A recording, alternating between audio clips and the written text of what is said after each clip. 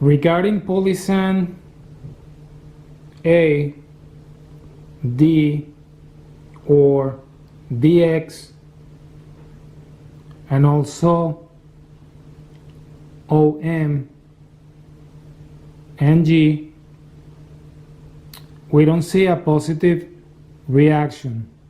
The blood doesn't seem to create a sort of a agglutination reaction in these positions. Only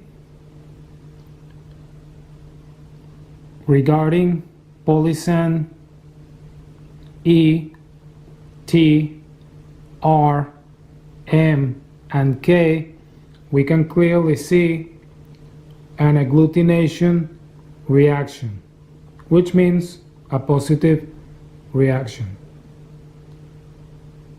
Thank you for your attention, and I'll see you on my next video.